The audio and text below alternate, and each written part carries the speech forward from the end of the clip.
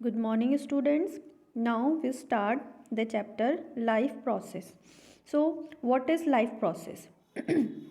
The basic functions performed by living organisms to maintain their life on this earth. ऐसे basic functions जिन्हें living organisms क्या करते हैं, अपनी लाइफ को इस अर्थ पे मेंटेन करने के लिए परफॉर्म करते हैं, उन सभी फंक्शंस को हम क्या कहते हैं, लाइफ प्रोसेसेस कहते हैं. So there are 8 life processes. इन 8 लाइफ प्रोसेसेस को हम एक शॉर्ट ट्रिक से लर्न कर सकते हैं. जैसे आपकी बुक है NCERT, तो उसी से हम इनको लर्न कर सकते हैं.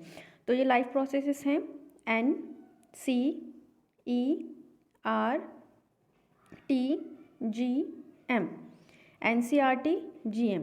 N for nutrition, C for control and coordination, E for excretion, R for respiration and reproduction, T for transportation, G for growth and M for movement.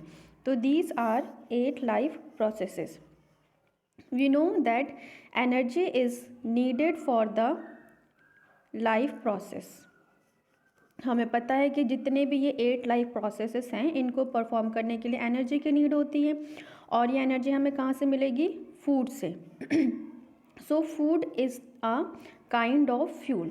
Food क्या है? एक फ्यूल की तरह वर्क करता है जो हमें एनर्जी प्रोवाइड करता है जितनी भी डिफरेंट एक्टिविटीज़ हैं उनको परफॉर्म करने के लिए. जैसे sleeping, writing, watching TV, running, ये सब क्या है? हमारी डिफरेंट एक्टिविटीज़ हैं.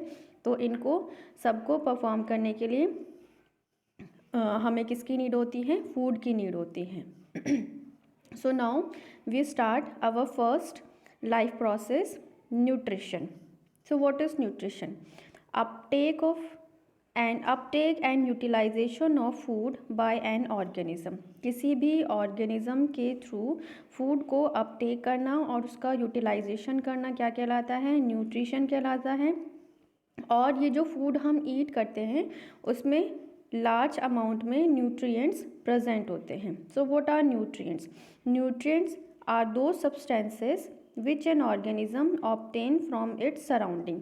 ऐसे सब्सटेंसेस जिन्हें ऑर्गेनिजम्स अपने आसपास से ऑब्टेन करता है तो उन्हें हम क्या कहते हैं? न्यूट्रिशन कहते हैं और न्यूट्रिएंट्स कहते हैं. और इनका जो यूज़ है वो as a source of energy और बायोसिंथेसिस के लिए करते हैं. तो जो न्यूट्रिएंट्स हैं उनको हम यूज़ कर रहे हैं as a source of energy and as a source of biosynthesis. तो सोर्स ऑफ एनर्जी क्या है? Carbohydrate and fats. और बायोसिंथेसिस के लिए proteins, vitamins and minerals. So how many types of nutrition? So nutrition are of 2 types, autotrophic nutrition and heterotrophic nutrition. Auto means self, trophic means nutrition. So autotrophic nutrition is self nutrition. Hetero means other, trophic means nutrition. So heterotrophic nutrition is other nutrition. So in autotrophic nutrition, organisms have ability to synthesize their own food. Organisms क्या कर सकते हैं?